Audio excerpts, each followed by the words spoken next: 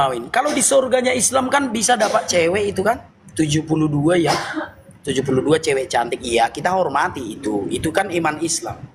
Nah, kalau di Kristen tidak ada seperti itu. Nah, berikutnya, darah dan daging tidak mendapat bagian dalam kerajaan surga. 1 Korintus 15 ayat 50. Itu iman Kristen. Ingat kawan-kawan, ini iman Kristen ya. 1 Korintus 15 ayat 50, darah dan daging tidak mendapat bagian dalam kerajaan surga. Jadi tidak ada daging, kedagingan itu tidak ada di surga. Makanya orang yang naik ke surga itu kan dengan tubuh kemuliaan. Bukan dengan daging kita ini. Sebab daging ini kan busuk jadi tanah. Nah, jadi di surganya Kristen juga tidak ada darah dan daging. Sementara di surganya Islam ada yang montok. Yang montok itu kan dagingnya yang montok, bukan rohnya yang montok, kan begitu. Contohnya payudaranya besar, pantatnya itu ya bahenol lah. Artinya daging kan. Berarti di surganya Islam itu masih ada darah dan daging. Sementara di Kristen tadi tidak ada, saudaraku ya. Nah, berikutnya, di surganya Kristen itu kita hidup seperti malaikat. Kalau kita hidup seperti malaikat, berarti kita tidak membutuhkan lagi apa yang kita butuhkan di dunia ini. Kan begitu. Segala sesuatu yang ada di dunia ini bukan kebutuhan dari makhluk surga. Sama. Kalau kita sudah menjadi makhluk surga, segala sesuatu yang di dunia ini tidak menjadi kebutuhan kita lagi. Nah, sementara di dalam surganya Islam ada kasur. Ada itu di Al-Quran itu tertulis. Kasur yang empuk. Gitu ya. Itu Pak Ustadz tahu itu. Nantilah Pak Ustadz yang menjelaskannya. Artinya, kenapa di surganya Islam masih ada hal-hal yang duniawi, padahal bukan manusia duniawi lagi. Paham ya Pak Ustadz ya? Kenapa kita membutuhkan hal-hal yang duniawi di dunia ini? Karena kita masih manusia duniawi. Kita masih darah dan daging, ahlinya makhluk dunia. Tentu saja makhluk dunia akan memerlukan kebutuhan-kebutuhan dunia. Tetapi makhluk surga akan membutuhkan kebutuhan-kebutuhan surga. Jadi kebutuhan di surga itu berbeda dengan kebutuhan di dunia. Nah, di dalam Islam, kenapa justru kebutuhan-kebutuhan di dunia ini ada di surga? Padahal makhluknya sudah beda. Sudah makhluk surga yang seperti malaikat. Dan di dunia ini makhluk dunia. Contoh seperti minuman rasa jahe. Untuk apa lagi kita di surga meminum rasa jahe? Itu ada di Al-Quran. Bahwa di surga itu disediakan, itu kalau nggak salah dalam surah Muhammad ya. Nantilah Pak Ustadz lah yang menjawabnya itu. Artinya aku bukan mengarang-ngarang. Itu minuman rasa jahe itu ada di Al-Quran di dalam surah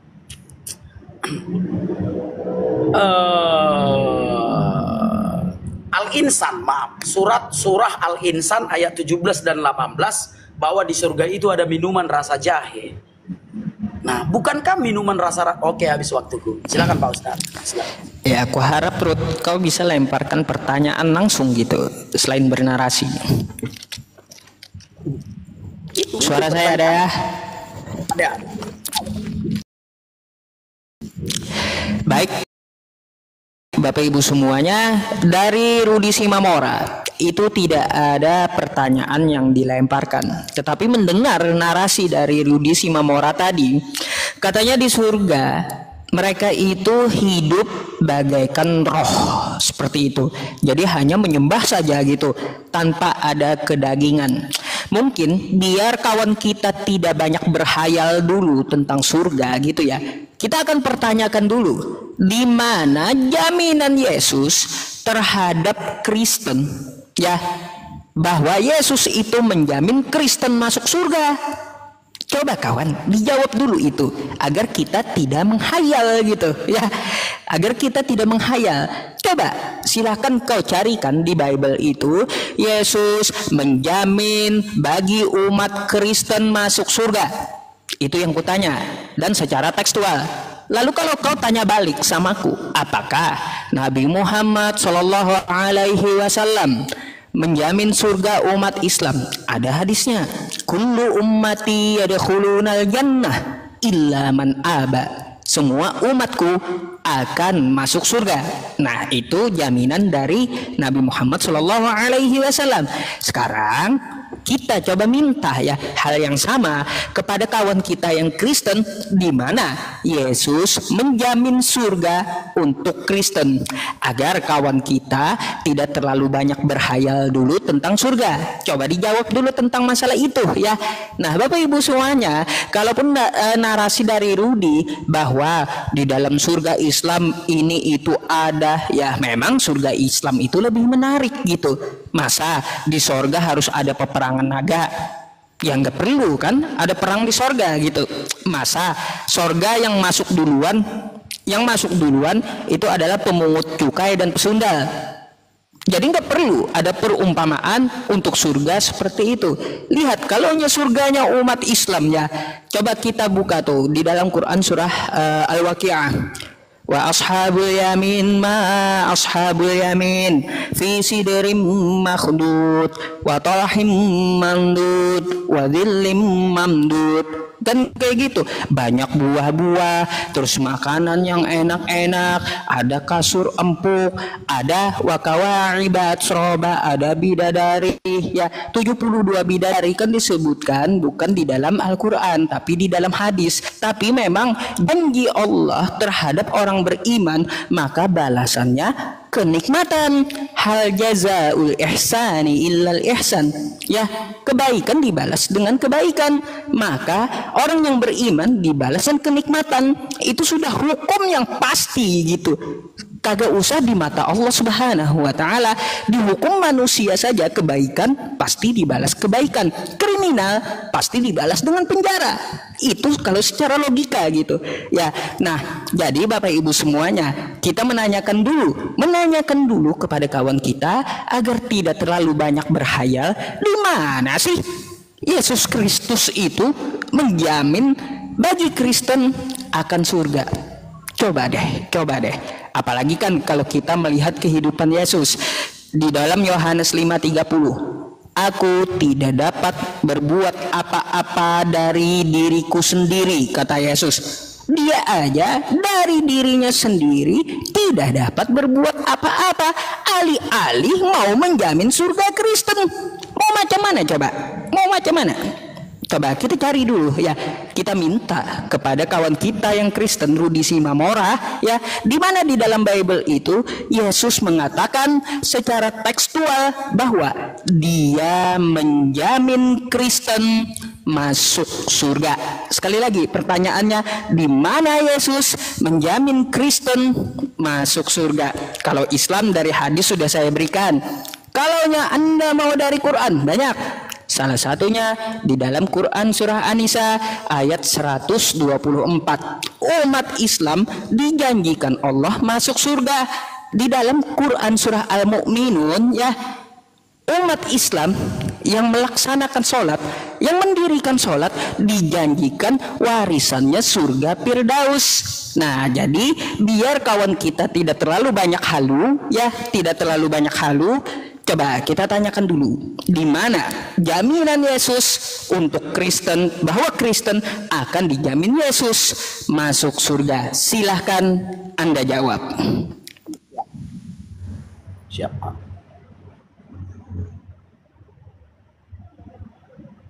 Oke. Ya, terima kasih ya Pak Ustadz ya sudah menanyakannya. Baik.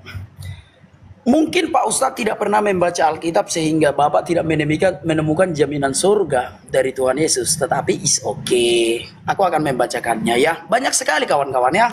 Yang pertama kita lihat dulu dalam Yohanes 14 ayat 2. Di rumah Bapakku banyak tempat. Jika tidak demikian tentu aku mengatakannya kepadamu. Sebab aku pergi ke situ untuk menyediakan tempat bagimu. Sudah? Yesus menyediakan tempat bagi kita di surga itu. Yohanes 14 ayat 2. Yohanes 11 ayat 25. Pak Ustadz tidak menemukan itu. Akulah kebangkitan dan hidup. Barang siapa percaya kepadaku, ia hidup walaupun ia sudah mati. Yohanes 14 ayat 6. Akulah jalan dan kebenaran dan hidup. Tidak ada seorang pun yang sampai kepada Bapa kalau tidak melalui aku. Begitu banyak Pak Ustadz. Tapi sudahlah 3 itu aja ya, karena banyak pertanyaan Pak Ustadz. Perang naga, ya. Perang naga ini kan sudah terjadi di masa lampau. Kenapa dikatakan perang naga? Itu kan hanya bahasa-bahasa yang familiar dari orang-orang di luar Kristen. Sebenarnya perang naga itu adalah peperangan antara iblis dengan malaikat Tuhan di surga.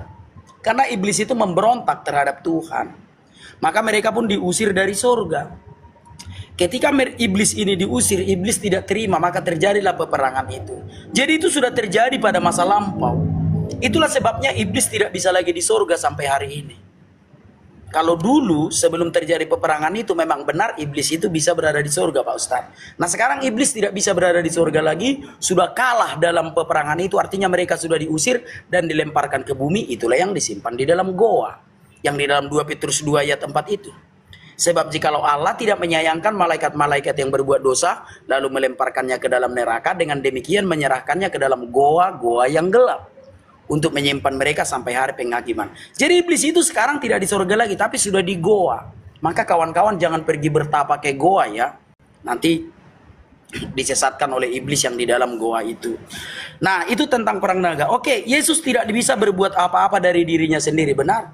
Kalau Yesus bisa berbuat apa-apa dari dirinya sendiri, berarti Tuhan ada dua dong. Ada Bapa dan ada Yesus. Justru karena Yesus tidak bisa berbuat apa-apa dari dirinya sendiri, maka Tuhan itu cuma satu. Apa yang dilakukan Yesus, Bapa lah yang melakukannya. Apa yang dilakukan Bapa, Yesuslah yang melakukannya. Karena Yesus dan Bapa itu satu dan satu kehendak. Makanya kalau Yesus mau berbuat apa-apa dari dirinya sendiri tanpa Bapa, nggak bisa. Sama juga Bapa juga demikian. Bapa tidak bisa menciptakan apapun tanpa Yesus. Yohanes 10 ayat 30, aku dan Bapa adalah satu, itu kata Yesus. Bapa itu Allah yang tidak terlihat, Yesus itu wujudnya. Jadi tidak punya kehendak masing-masing, Pak Ustadz. Gitu ya, baik. Oke, udah aku jawab tadi ya. Nah, lalu Bapak mengatakan tadi bahwa Islam menjamin masuk surga.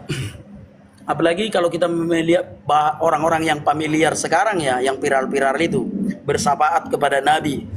Justru Nabi Muhammad sampai sekarang masih di kuburan. Kan belum di surga Nabi Muhammad.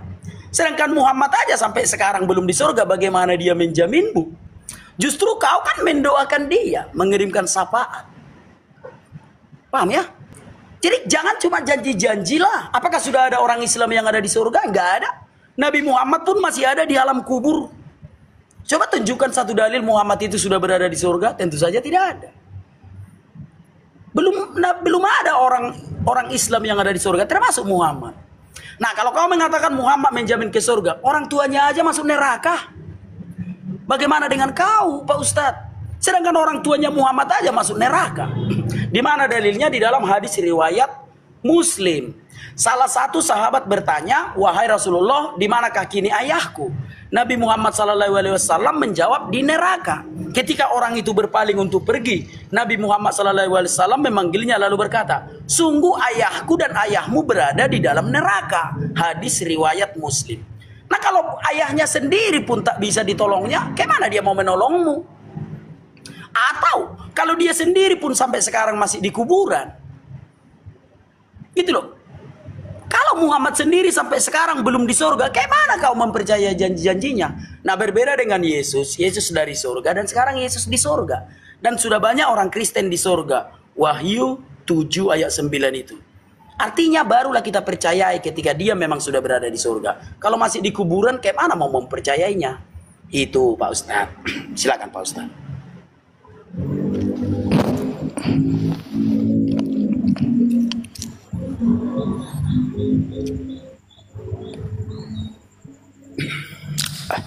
Ya, 5 menit sekali gantian. Baik, Bapak Ibu semuanya, saya agak heran saja dengan kawan kita, pertanyaan apa, jawabnya apa gitu ya. Kita minta secara tekstual ya, tekstual tentang jaminan Yesus terhadap Kristen akan masuk surga. Itu yang saya tanyakan tadi. Bukan secara kontekstual. Karena apa? Kita mengetahui Kristen itu muncul setelah Yesus itu naik ke langit, bukan naik ke surga ya, tapi naik ke langit. Nah, lalu muncul dari Antiokhia kekristenan. Jadi Bapak Ibu semuanya, Kristen itu muncul setelah Yesus itu diangkat ke langit ya. Lalu duduk di sebelah kanan Bapa. Katanya seperti itu, konon katanya seperti itu. Makanya kita tanyakan, di mana Yesus menjamin Kristen masuk surga? Kita mintanya secara tekstual, sebagaimana ketika saya menjabarkan sebuah hadis, kullu ummati yadkhulunal jannah illa man aba. Semua umatku akan masuk surga. Terus Quran surah An-Nisa ayat 124, Allah menjamin umat Islam yang beriman akan masuk surga. Itu secara tekstual, tertulis yang kita maksud gitu ya. Nah, adakah Yesus secara tertulis menjamin Kristen masuk surga? Itu yang kita minta. Makanya saya agak heran juga apa jawaban kawan kita tadi gitu ya. Dia menjabarkan beberapa hal lalu sampai kepada Nabi Muhammad SAW. Baik Bapak Ibu semuanya dan kawan kita Rudi Simamora, coba kau perhatikan ini ya. Coba kau perhatikan ini ya. Nih, apa kata Nabi kami? Di mana sekarang Nabi kami? Ya, Nabi kami ya Rut ya. Sudah ada nih di mana nih? Qala Rasulullah sallallahu alaihi wasallam, atiba bil jannah yaumil qiyamah. Coba langsung saja ya. Rasulullah sallallahu alaihi wasallam bersabda, aku mendatangi pintu surga pada hari kiamat ya, lalu aku minta dibukakan. Maka penjaga pintu surga berkata, siapakah engkau? Lalu aku jawab, aku Muhammad ya. Lantas malaikat tersebut berkata, aku diperintahkan dengan sebab engkau, aku tidak akan membukanya untuk seorang pun sebelum engkau. Jadi Yesus aja sekarang belum masuk surga ya, karena yang pegang pintu surga, yang pegang kunci surga itu adalah Nabi Muhammad, bukan Yesus ya. Artinya sekarang pun Yesus belum di surga. Makanya aku bilang di langit ya, Yesus pun minta bukakan dengan Nabi Muhammad. Turut ya, yang pegang kuncinya adalah Nabi Muhammad.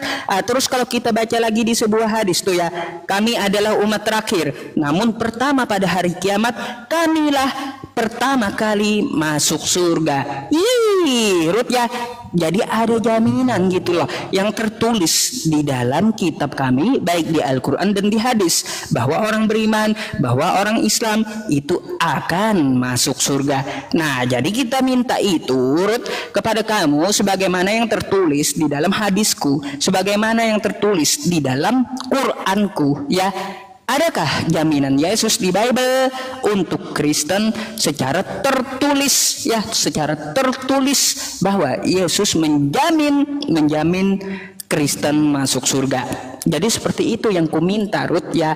Nah, berkaitan tentang masalah orang tua Nabi Muhammad, kita nggak ada urusan. Yang jamin itu adalah Tuhan semesta alam untuk umat Islamnya, bukan cuma nabinya, tapi Tuhan semesta alam pun juga menjamin umat Islam akan masuk surga dan menyelamatkannya dari neraka. Quran surah Maryam ayat 72, "Tsumma nunajjil ladzina taqaw," dan Allah akan menyelamatkan orang Islam. Wa nazaruz zalimina fiha jithiyya, dan membiarkan orang Kristen di dalam neraka dalam keadaan berlutut. Nah, tuh dalilnya ya, orang Kristen masuk neraka ada di Quran rupanya secara penafsiran. Nah, jadi kayak gitu Ruth. Jadi ya, aku hanya menjabarkan apa yang ada di dalam Quranku. Jangan tersinggung gitu. Itu bukan sebuah hinaan, tetapi agar otak kita berpikir, oh ternyata bahwa di dalam kitabnya umat Islam itu dijamin masuk surga. Jadi seperti itu. Oke. Ya apa-apa, enggak apa-apa. Ya apa-apa. Oke. Nah, kawan-kawan, justru tadi dalil yang Pak Ustadz bukakan itu memperkuat argumenku. Aku tidak pernah menyangkal kalau nanti setelah kiamat orang Islam masuk surga, enggak pernah kusangkal itu. Sama seperti dalil yang Pak Ustadz bukakan. Berarti sekarang Muhammad masih di kuburan kan? Kalau di dalam hadis itu dikatakan tadi bahwa Muhammad itu kan mendatangi pintu surga pada hari kiamat kan? Nah, kalau kiamat 10 tahun lagi, Kalau kiamat 1000 tahun lagi, berarti sekarang kan Muhammad masih di kuburan kan? Iya dong. Supaya terang benderang diskusi kita. Kan Pak Ustadz tadi membuka dalilnya. Muhammad mendatangi pintu surga itu pada hari kiamat. Sekarang kan belum kiamat. Berarti Muhammad masih di kuburan sampai sekarang. Biar terang benderang Pak Ustadz. Kan Pak Ustadz yang buka dalilnya. Muhammad mendatangi pintu surga pada hari kiamat. Kalau kiamat 10 tahun lagi, kalau kiamat 1000 tahun lagi, berarti sampai 1000 tahun lagi Muhammad masih di kuburan. Nah, kenapa kau mempercayai orang yang masih di kuburan? Gitu loh. Aku nggak menyangkal imanmu nanti pada hari kiamat kau masuk surga, nggak kusangkal itu. Tapi sekarang kan belum ada orang Islam di surga. Muhammad saja sekarang masih di kuburan. Nanti mendatangi pintu surga kalau sudah kiamat. Benar ya Pak Ustadz ya? Ini nggak menghujat loh. Dalilnya tadi Pak Ustadz yang buka. Muhammad mendatangi pintu surga pada hari kiamat. Sekarang kan belum kiamat. Berarti Muhammad masih almarhum di kuburan. Kayak mana mau menjamin orang masuk surga, dia sendiri sampai sekarang masih di kuburan. Kan begitu. Nah, bagaimana dengan orang Kristen? Baca Wahyu 7 ayat 9. Ya, sekumpulan orang yang tidak terhitung banyaknya dari segala bangsa dan suku dan kaum dan bahasa sudah di sorga. Wahyu 7 ayat 9. Nah, Yesus sudah di sorga. Pak Ustadz tadi mengatakan duduk di sebelah kanan Allah Bapa itu kan. Jadi Yesus itu sudah di sorga. Makanya kalau kita mau ke sorga, ya kita harus ikut orang yang sudah ke sorga. Nah, kau mau ke surga ikut Muhammad, Muhammad aja masih di kuburan. Kau yang buka dalilnya barusan. Muhammad itu mendatangi pintu surga pada hari kiamat. Berarti sekarang masih di kuburan. Kalau betul nanti lebih banyak amal Muhammad. Kalau ku tengok kejahatan, nggak tahulah, itu nggak usah ke situ lah. Nanti dikira menghujat. Kan ada timbangan nanti di Sirotal Muntaha. Kalau Muhammad lolos dari timbangan ini, lebih banyak amal kebaikan Muhammad. Kalau lebih banyak dosa-dosanya, kalau kita melihat masa lalunya, sama menantunya, sama anak kecil umur 6 tahun, itu kan dosa. Sama istri orang, peperangan itu kan dosa. Kalau Muhammad lolos di timbangan itu, kalau pada akhirnya nanti masuk timbangan, dosa Nabi Muhammad itu lebih banyak, oke, ada pengampunan dari Tuhan, benar. Bahwa Allah Subhanahu wa Ta'ala mengampuni dosa Muhammad, dosa masa lalu, dan dosa yang akan datang. Oke, tapi itu kan cerita nanti, bukan cerita sekarang. Paham ya? Jelaskan dulu, jawab dulu nanti Pak Ustadz, biar orang-orang Islam juga paham. Ini kan cerita nanti. Muhammad masuk surga kan nanti setelah hari kiamat. Berarti sekarang Muhammad masih di kuburan kan? Biar tercerahkan orang-orang Islam, gitu loh. Atau Pak Ustadz mengatakan kalau Muhammad itu sudah di surga sekarang, ya silakan tunjukkan datanya. Gitu loh. Aku nggak menyangkal itu. Nah, sekarang aku membukakan saja datanya ya. Ini Pak Ustadz. Biar jangan apa. Sebentar ya. Arabnya Pak Ustadz aja lah yang membaca Arabnya ya. Arabnya biar Pak Ustadz yang membaca. Nah, sesungguhnya orang tuanya Muhammad itu di neraka. Sedangkan orang tuanya pun di neraka. Bagaimana Pak Ustadz mempercayai dia untuk apa namanya? Untuk membawamu ke surga. Nih Arabnya nih, baca nih Pak Ustadz nih. Pak Ustadz kan suka Arab-Arab. Orang tuanya Muhammad aja masih masuk neraka. Bahkan Muhammad sendiri sampai sekarang masih di kuburan. Ini Arabnya bacakan. Itu. Jadi tolong Pak Ustadz jawab ya. Benar Muhammad nanti akan masuk surga, tapi nanti tunggu kiamat. Berarti sekarang dia masih di kuburan. Nah, kalau yang masih di kuburan kalian ikuti, kapan selamatnya gitu loh. Silakan Pak Ustadz. Silakan Pak Ustadz.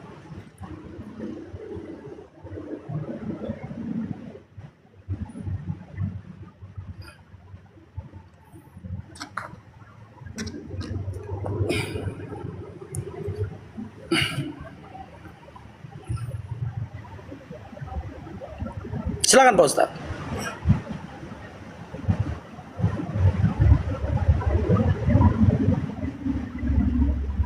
Miknya Pak Ustadz. Pak Ustadz, miknya mati Pak Ustadz. Miknya mati Pak Ustadz. Miknya mati.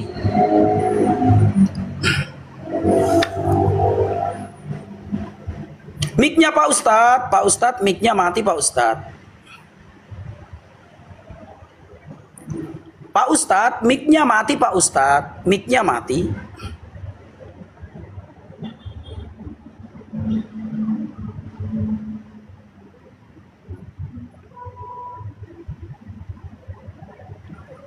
Pak Ustadz, miknya mati. Aduh. Oke, nggak apa-apa. Sudah ada ya. Oke, ku jawab aja ya.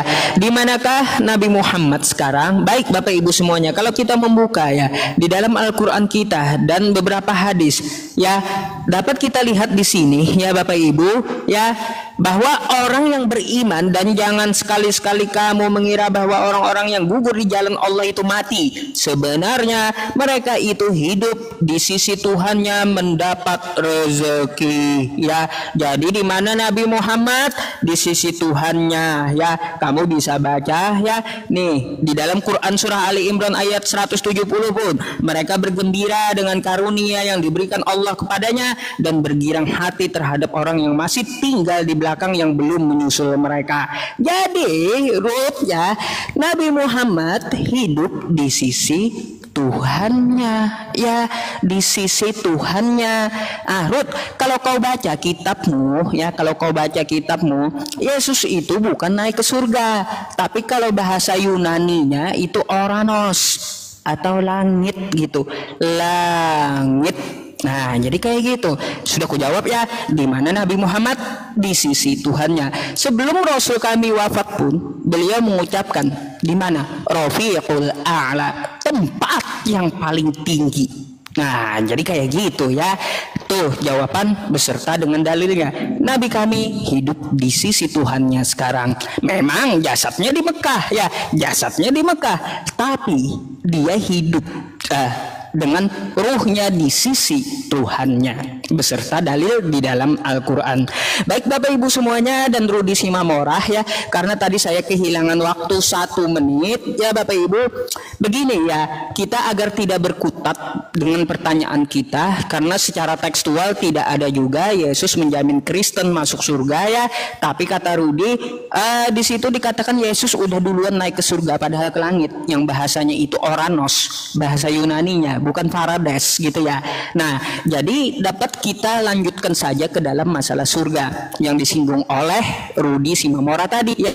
Di dalam perkataan Rudi Simamora yang saya temukan tadi, katanya di surga itu ada kawin mawin ya. Padahal di kitabnya Rudi Simamora sendiri ada kawin mawin ya. Coba kalau kita lihat ya, Yesus itu setelah disalib, dia kan pakai jasad tuh ya, makan ikan goreng, lalu naik beserta jasad. Coba Anda buka di dalam Wahyu 19 di nomor 7. Di situ ada perkawinan anak domba. Yesus pun menikah. Yesus menikah ya di dalam Wahyu 19 ayat 7 gitu ya. Coba saya bukakan saja, nanti dikiranya Yesus kagak kawin. Yesus kawin di surga kawan ya. Nih coba nih, kau silahkan buka dan baca ya. Di sini ya dapat kita lihat ya, Yesus itu kawin di surga ya. Marilah kita bersukacita ya. Marilah kita bersukacita dan bersorak-sorai dan memuliakan Dia, karena hari perkawinan anak domba telah tiba dan pengantinnya telah siap sedia. Jadi di sini anak domba adalah Yesus, anaknya gede ya. Anak domba yang dimaksud itu Yesus, dia kawin di surga dan jadi pengantin. Paling alasannya itu pengantinnya adalah kami umat Kristen. Emangnya umat Kristen itu cuma perempuan? Kagak. Umat Kristen itu perempuan dan laki-laki. Mustahil ya, mustahil Yesus kawini laki-laki. Jadi kayak gitu. Nah di surgamu coba jelaskan, ada kawin mawin dan Yesus kawin dengan jasadnya. Silahkan. Ngawur katanya saya. Siap. Ya, kawan-kawan, itu sudah menjadi tanggung jawab aku untuk menjelaskannya ya. Jadi Ada di surga itu perjamuan kawin anak domba itu ada. Jadi kawin di situ jangan pikirkan selangkangan. Maka kawan-kawan berbicara tentang iman, jauh-jauh dari selangkangan. Kawin di situ artinya menyatu. Israel adalah mempelai wanita, Yesus adalah mempelai pria. Jadi umat Allah itu mempelai wanita, Yesus itu mempelai pria. Jadi kawin di situ artinya menyatu dengan Allah. Bukan masalah selangkangan, maka di pikiran jangan cuma selangkangan saja. Siapapun Pak Ustadz tanya, tetapi itu jawabannya. Perjamuan kawin anak domba itu artinya kita menyatu dengan Allah. Saya mempelai wanita, diibaratkan mempelai wanita, Yesus itu mempelai pria, artinya menyatu. Kalau sekarang kan kita belum menyatu dengan Allah. Kita kan masih hidup di dunia ini dong. Allah itu ada di surga, jadi kita kan belum menyatu, belum kawin, belum menyatu dengan Allah. Nah nanti kalau kita di surga, kita harus menyatu dulu dengan Allah supaya kita bisa hidup satu alam. Itu jawabannya Pak Ustadz. Jadi kawin di situ artinya menyatu untuk hidup menjadi satu alam. Baik.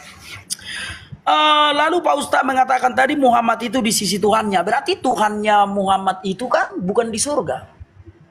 Mungkin Tuhannya Muhammad itu di dunia ini juga. Karena Muhammad kan belum di surga. Lalu Pak Ustadz membukakan dalil tadi kalau Muhammad itu di sisi Tuhannya. Berarti Tuhannya Muhammad ada di dunia ini. Jangan-jangan yang di dalam goa itu. Gitu loh. Karena tidak ada dalil yang mengatakan Muhammad itu sudah di surga. Ada, Muhammad itu mendatangi pintu surga nanti kalau sudah kiamat. Ini kan belum kiamat. Sekarang kan Muhammad ada di dunia. Lalu Pak Ustadz membukakan dalil Muhammad itu ada di sisi Tuhannya. Berarti Tuhannya Muhammad di dunia juga dong. Bukan di surga kan? Nah makanya aku bilang waspada terhadap yang di dalam goa ini. Karena sebelum Muhammad menjadi nabi kan ke goa dulu dia masuk kawan-kawan. Ini kan musyrik. Kan begitu. Maka waspadai itu. Pak Ustadz yang membukakan dua dalilnya loh. Yang pertama Muhammad itu mendatangi pintu surga nanti kalau kiamat. Sekarang belum kiamat. Berarti Muhammad masih di dunia. Benar kan? Nanti kalau kiamat dia mendatangi pintu surga. Lalu Pak Ustadz membukakan dalil lagi. Muhammad itu di sisi Tuhannya. Berarti Tuhannya di dunia dong. Itu loh logikanya. Nah berikutnya. Mengenai tentang kawin-mawin di surga. Bapak tidak usah cari remis. Nggak bisa main catur, bisa remis. Tapi kalau membahas agama Kristen dan Islam tidak bisa remis. Kalau main catur bisa cari remis. Di surganya Kristen itu tidak ada kawin-mawin. Itu Yesus yang bilang loh. Matius 22 ayat 29. Yesus menjawab mereka, kamu sesat. Sebab kamu tidak mengerti kitab suci maupun kuasa Allah. Karena pada waktu kebangkitan orang tidak kawin dan tidak dikawinkan, melainkan hidup seperti malaikat di surga. Fix. Kita di surga itu nggak kawin-mawin. Yesus yang bilang. Kita kawin dengan anak domba itu artinya menyatu hidup satu alam dengan Allah. Nah kalau di Islam kan jelas sekali Pak Ustadz di dalam Islam. Bidadari yang montok lah. Dipecahkan perawannya sekarang, besok perawan lagi. Itu kan nggak menghujat, itu kan ada dalilnya. Di dalam surah Al-Ajab itu ya, sama surat At-Taubah itu juga ada ya. Perempuan yang sebaya, perawan, dipecahkan perawannya sekarang. Maka aku bilang ajaran Islam ini nggak jauh-jauh dari selangkangan. Maka udah banyak korbannya itu. Kawan-kawan harus sadar, sudah banyak korban surganya Islam ini di dunia. Kalau ledakkan bom di sana, masuk surga, diinterogasi sama polisi, Densus 88 itu. Ya ini karena perintah Allah. Ya oknum, benar oknum. Artinya udah banyak korban dong. Akibat janji-janji surga bidadari ini. Paham ya? Nah bagaimana kita mau menghentikan ini? Kalau Pak Ustadz masih tetap mengatakan di surga ada memecah perawan itu. Atau kayak gini deh. Kenapa hanya perawan yang ada? Berarti perempuan juga dapat 7 gigolo. Kira-kira kayak gitu. Perempuan, laki-laki dapat bidadari 7 atau 72. Perempuan dapat 70 gigolo. Aduh, kayak mana mama kita nanti? Aduh. Maka sering kukatakan ini ajaran Islam ini nggak jauh-jauh dari selangkangan. Bagaimana nanti kita lihat mama kita di surga disetubuhi gigolo? Atau kita sendiri dilihat mama kita itu menyetubuhi perawan? Di mana moralnya? Itu Pak Ustadz yang perlu jawab. Artinya ada katakannya Kalau tidak ada, katakan tidak. Seperti itu Pak Ustaz.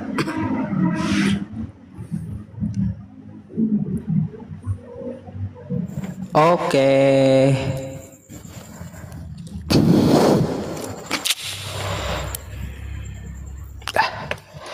Oke, Ruth ya, tentang permasalahan kawin mawin di sorga, rupanya kata Rudi Simamora itu bukan masalah selangkangan gitu.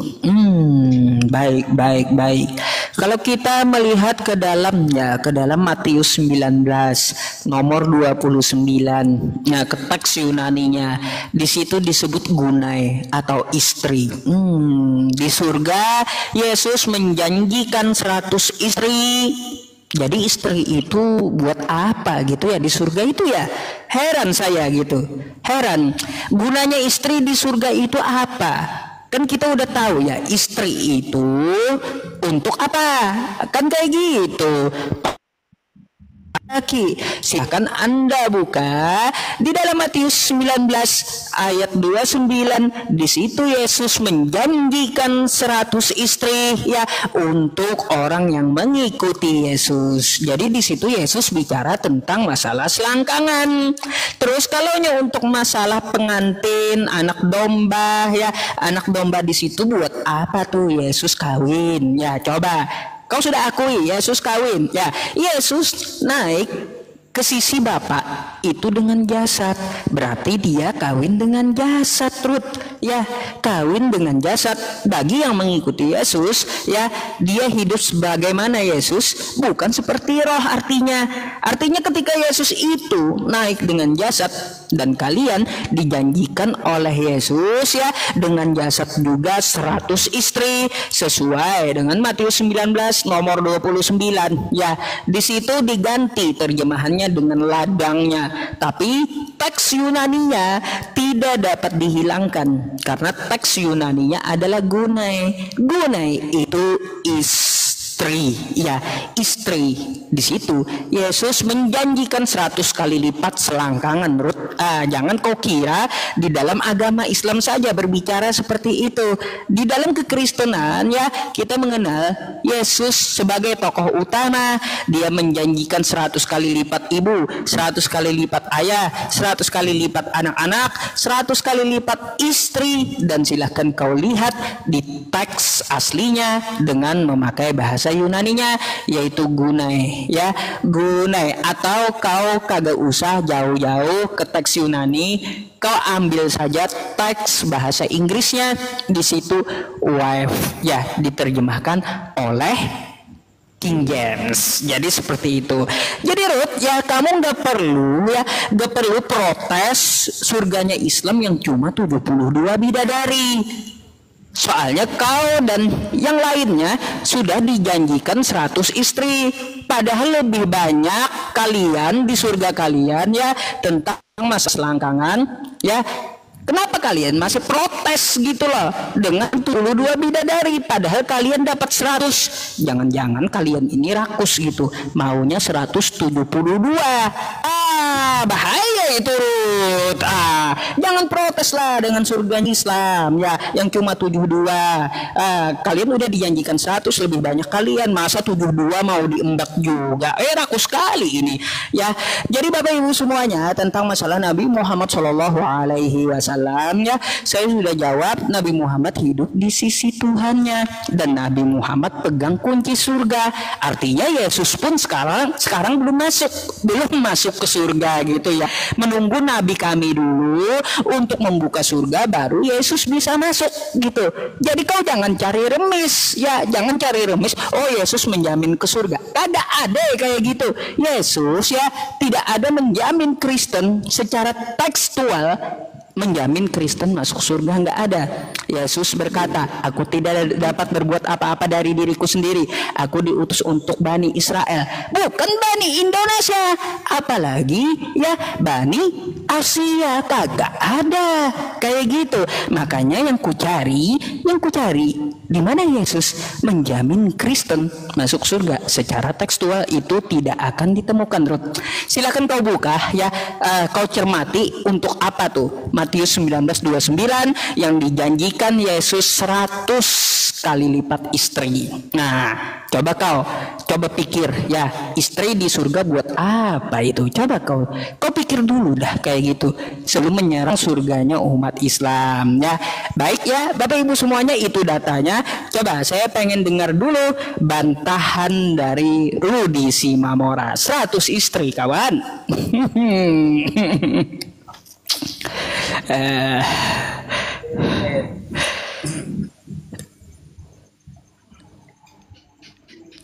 Sebentar, aku tunjukkan kameranya. Gitu ya. Kalau aku sih nggak mau ya menghujat ya. Yang tidak tertulis aku tidak mau mengatakannya.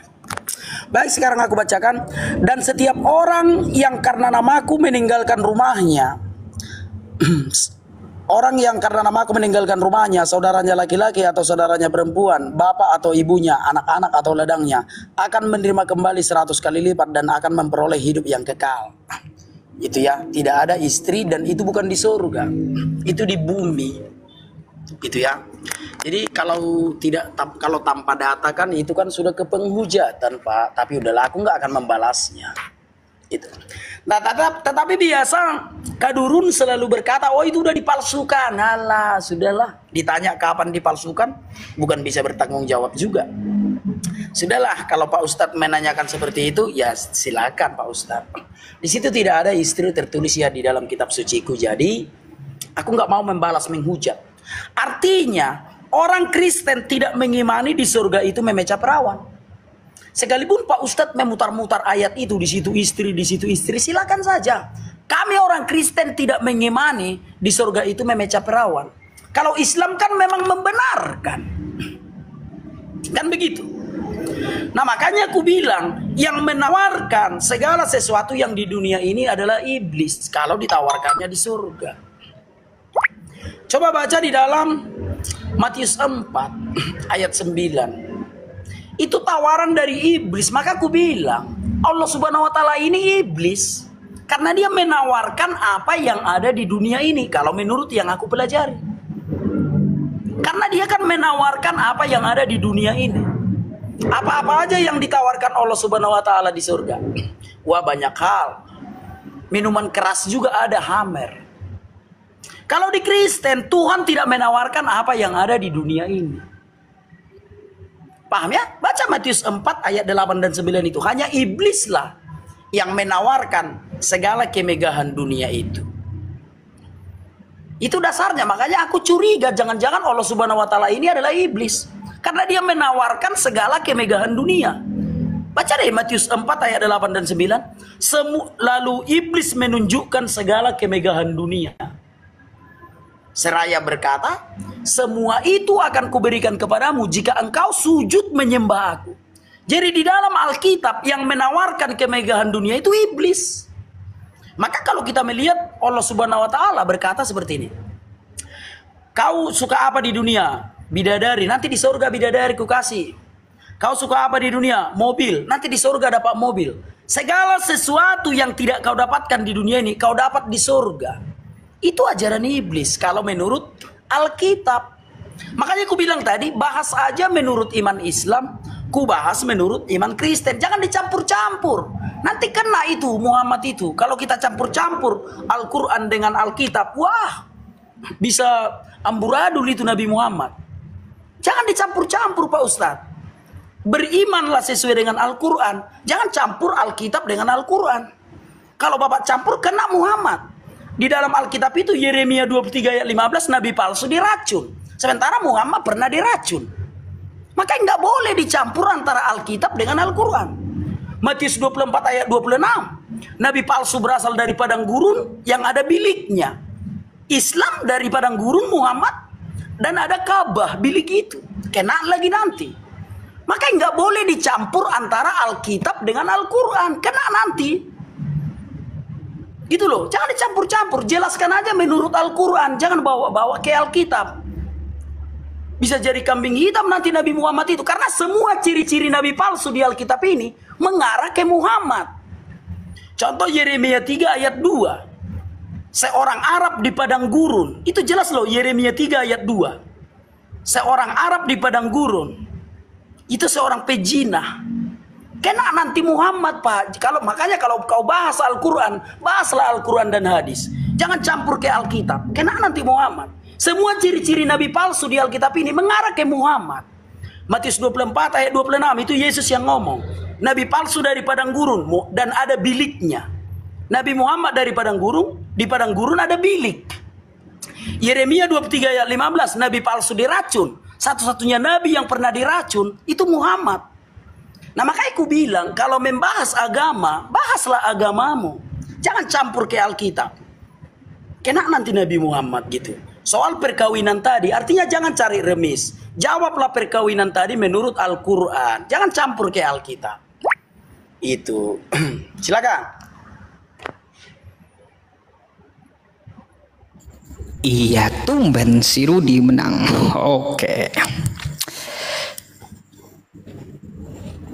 Oke, Bapak Ibu semuanya tahan, sabar gitu ya. Kawan kita sudah panik kesana kemari sampai Allah katanya jangan-jangan iblis lah, Nabi Muhammad bla bla bla mati diracun lah, tidak sesuai tema gitu. Kita dapat melihat gitu ya kepanikan dari kawan kita ketika saya mengajukan sebuah data gitu. Baik, memang pahit Jenderal. Gini saja ya, saya buktikan dulu, saya tidak menghujat ya Bapak Ibu semuanya, bahwa yang dijanjikan Yesus itu adalah istri ya.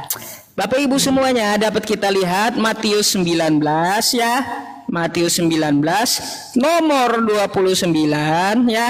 Di sini or wife. Wife ini apa nih? Guru bahasa Inggris ada di bawah? Ada nggak? Wife ini apa? Apa ini? Ya. Nih di sini or brethren, or sister, or father, or mother, or wife. Baik, dah kita coba terjemahkan saja dulu ya. Kata wife ini apa sih terjemahnya dalam Google terjemah? Aduh, saya bukakan dulu Google terjemah ya, Google Translate. Nah, kita terjemahkan wife.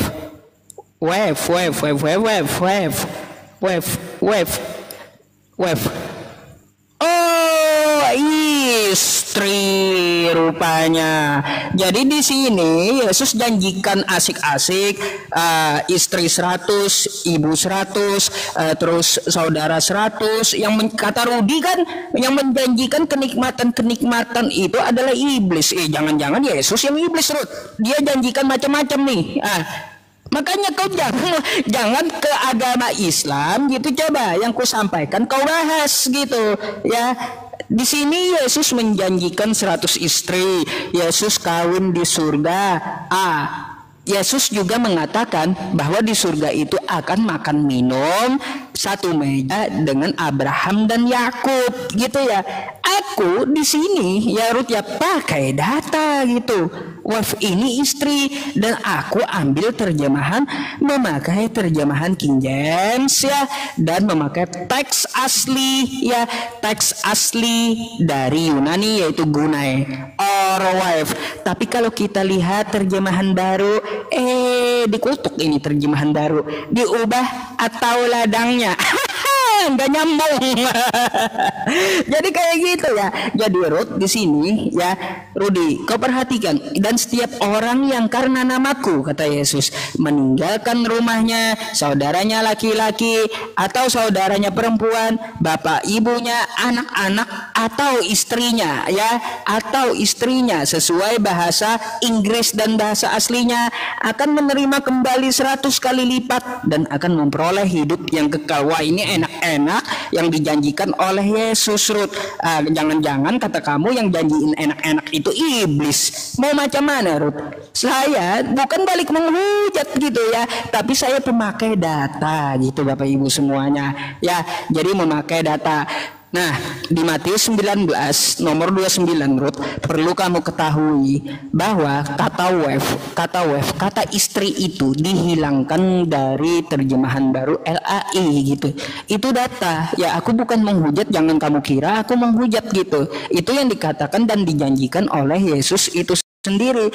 Ya, ku akui di dalam surgaku ya banyak buah-buahan, terus ada kasur yang empuk, ada bidadari, terus ada makan-makan, ada kawin-mawin, karena itu memang dilakukan oleh Yesus. Kawin-mawin sesuai Wahyu 19 nomor 7, terus kenikmatan-kenikmatan Matius 19 nomor 29, terus makan-makan yang dijanjikan Yesus Matius 8 ayat 11. Ya, itu semua dilakukan oleh Yesus. Jadi gambaran surga menurut Yesus seperti gambaran surganya umat Islam. Lalu dari mana di surga kamu cuma hidup dengan roh, kagak pakai jasad, cuma menyembah? Buat apa kita taat di dunia ini kalau cuma di surga hidup kagak ada jasad, terus menyembah-nyembah dengan roh? Cuma Yesus yang punya jasad rupanya. Kalian yang Kristen kagak ada jasad, menurut kalian kayak gitu. Aneh, Ruth. Nah, sekarang aku mau tanya, Ruth, sama kamu. Matius 8 nomor 11, di situ dijanjikan Yesus makan-makan. Itu makan pakai apa? Pakai mulut atau pakai apa? Silakan tuh. Ya.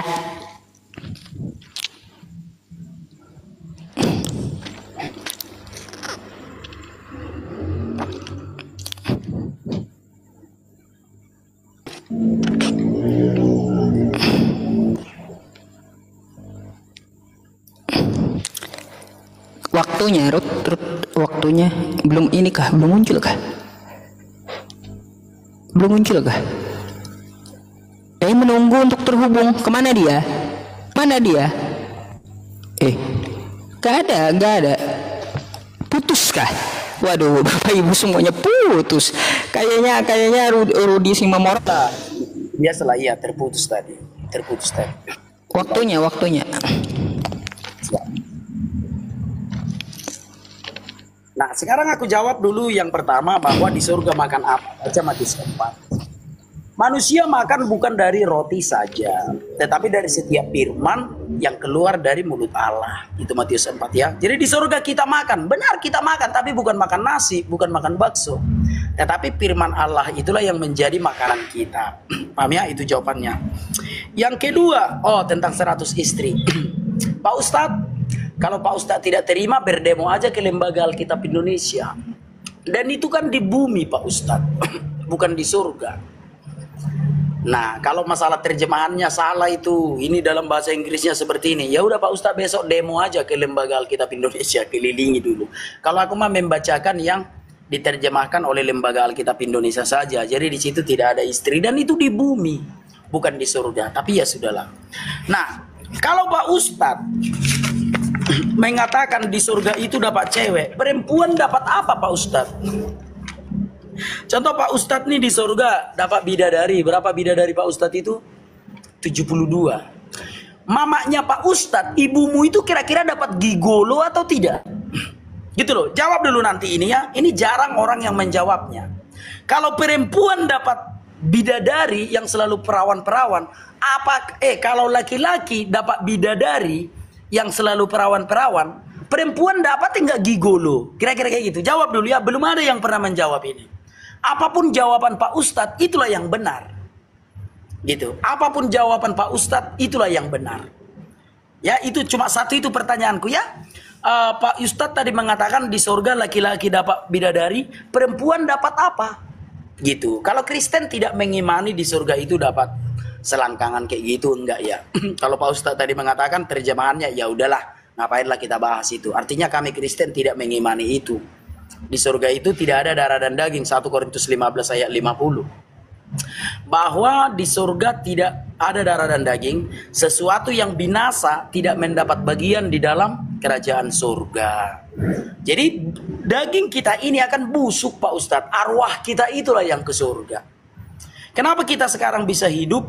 Karena arwah kita ada di dalam daging ini, ada di dalam tubuh ini arwah kita. Nah, kalau arwah kita ini sudah keluar dari tubuh kita, jasad kita ini busuk jadi tanah.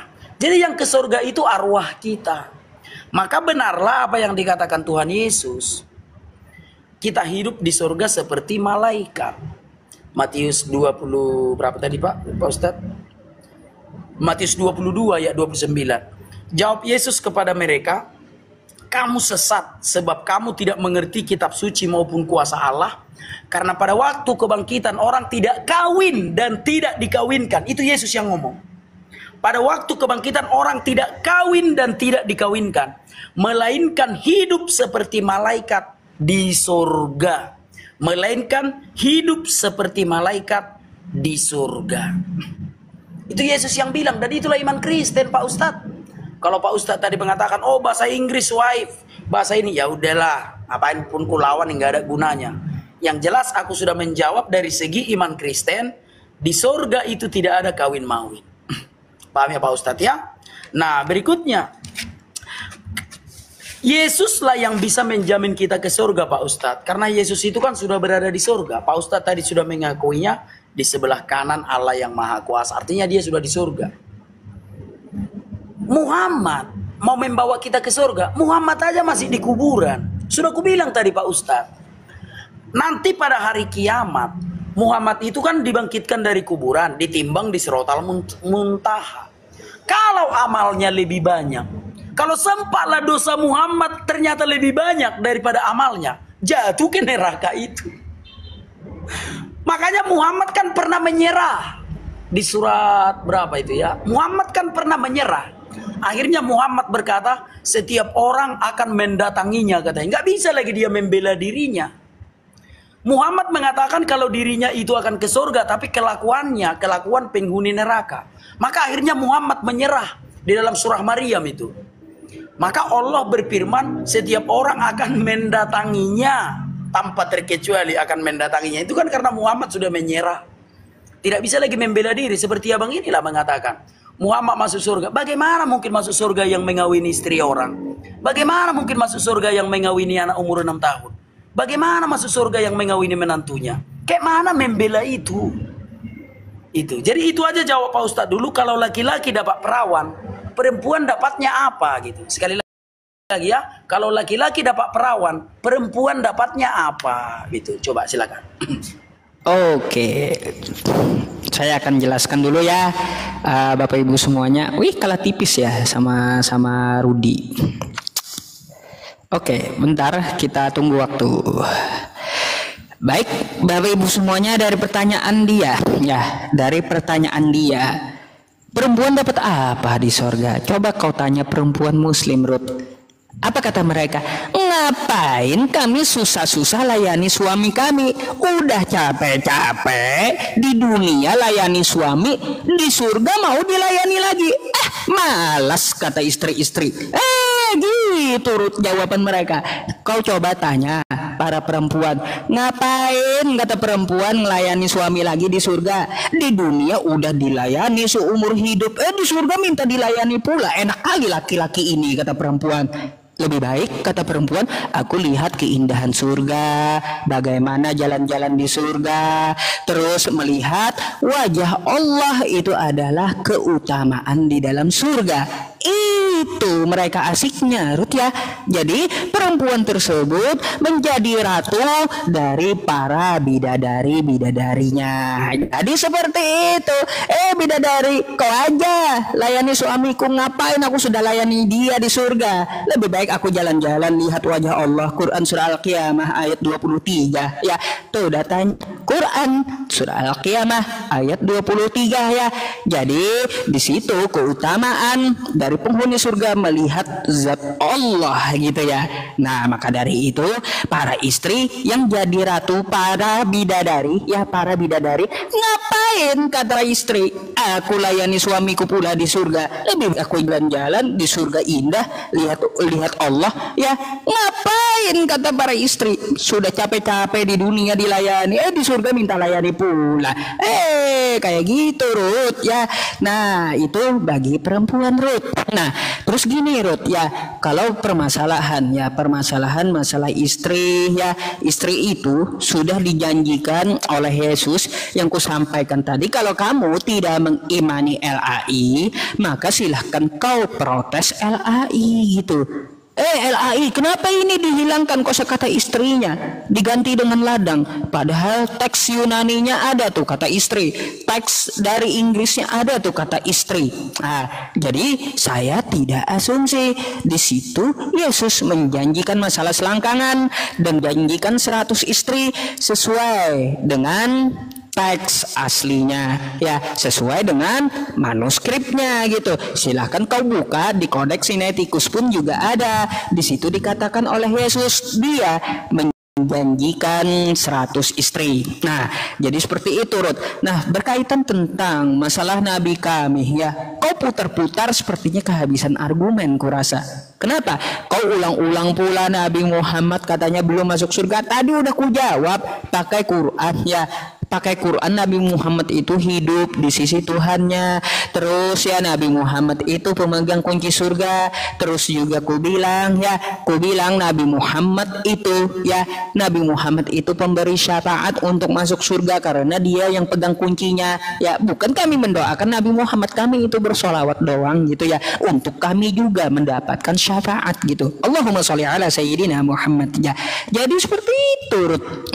Kau nggak bisa bantah gitu. Di mana datanya Nabi Muhammad masuk neraka? Nggak bakalan ada. Di mana datanya Nabi Muhammad itu berdosa? Kagak bakalan ada. Ya, kagak bakalan ada. Ya, jadi seperti itu, Ruth ya.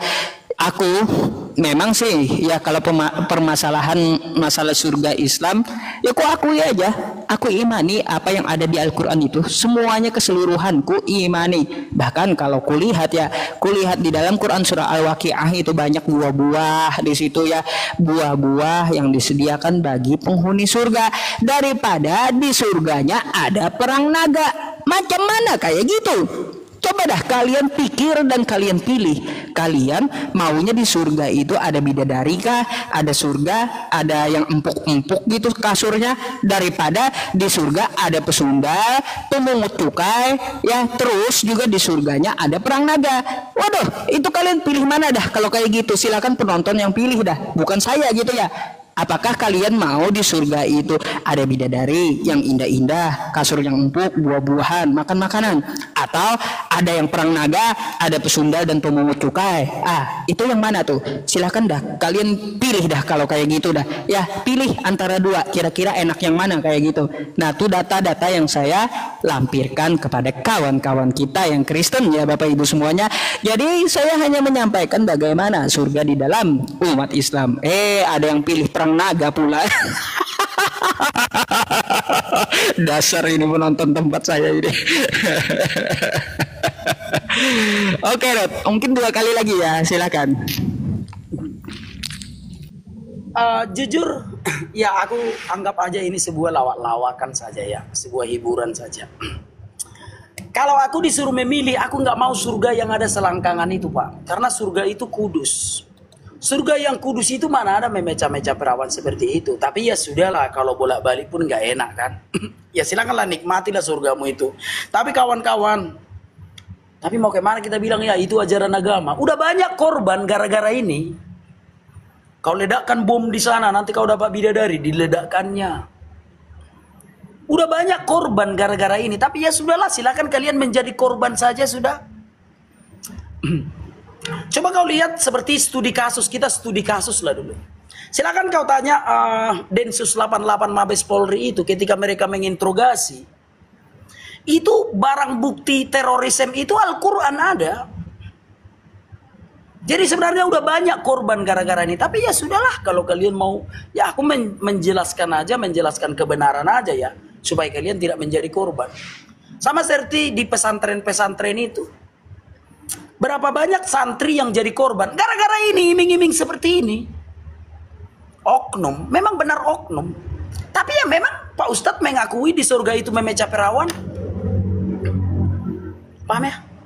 Nah, soal syafaat dari Nabi Muhammad, di Madura itu ada korban itu, istrinya dikasih sama Habib. Korban juga gara-gara syafaat ini. Jadi sebenarnya kawan-kawan ini udah memakan banyak korban, sadarlah kita. Ada itu di Madura, dikasihnya istrinya sama keturunan Nabi Muhammad. Ya itu alasannya. supaya mendapat syafaat masuk surga. Tapi kalau kalian masih belum melek matanya terhadap korban yang sudah banyak ini, ya sudahlah, nikmati aja lah. Kalau kami orang Kristen masih waras, yang bisa menyelamatkan kita Tuhan itu sendiri, bukan Nabi. Nabi Musa tidak bisa menyelamatkan kita. Harus Tuhan itu sendirilah yang bisa menyelamatkan kita. Maka kalau ada pun yang mengaku keturunan Paulus, kami usir. Nabi tidak bisa membawa kami ke surga. Itu fakta yang kusampaikan. Tapi ya sudahlah. Kalau kawan-kawan menganggap ini adalah suatu kebenaran, silakan saja. Tentang perang naga. Dulu terjadi peperangan di surga antara iblis dan malaikat Tuhan. Itu dulu terjadi. Sekarang tidak ada lagi naga itu, tidak di surga itu lagi. Naga itu iblis. Iblis itu tidak berada di surga lagi. Udah disimpan di dalam goa. Makanya aku curiga entah inilah yang bertemu dengan Muhammad itu. Di dalam goa itu kan Muhammad kan masuk ke dalam goa. Bertemu dengan malaikat di dalam goa itu. Ya ini malaikat yang udah dibuang ke bumi yang disimpan di dalam goa itu. Makanya kalau kita lihat di dalam Sahih Bukhari 3 kan namus itu. Gak ada yang menghujat. Memang di situ tertulis namus. Memang terbukti Muhammad masuk ke dalam goa itu. Bertemu dengan malaikat yang di dalam goa itu. Itulah naga itu yang diusir dari surga. Yang dilemparkan ke bumi. Yang disimpan di dalam goa. 2 Petrus 2 ayat 4. Sebab jikalau Allah tidak menyayangkan malaikat-malaikat yang berbuat dosa, lalu melemparkannya ke dalam neraka, dengan demikian menyerahkannya ke dalam goa-goa yang gelap untuk menyimpan mereka sampai hari penghakiman. Itulah naga itu, malaikat-malaikat yang berdosa yang disimpan dalam goa itu. Takutnya ini yang bertemu dengan Muhammad. Gitu loh. Nah, berikutnya yang kujawab itu perang naga. Istri, 100 istri. Sudahlah Pak Ustadz. Terserah Pak Ustadz aja lah.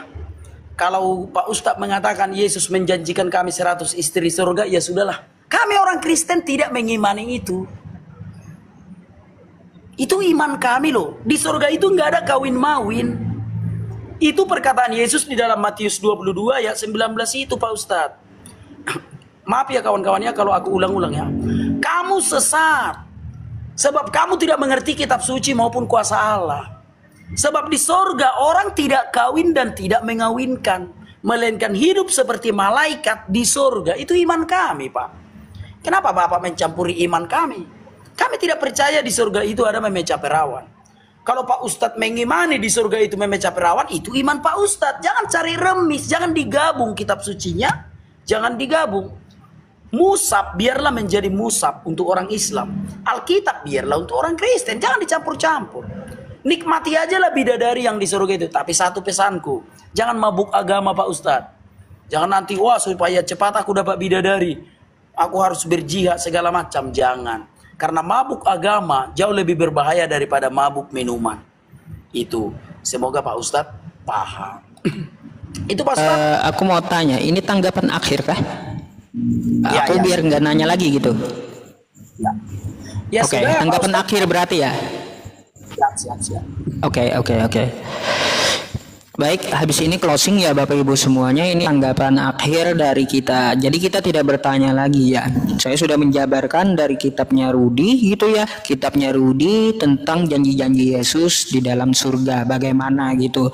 Jadi saya berharap tidak perlu kita putar-putar ke sana ke sini gitu ya pembicaraannya.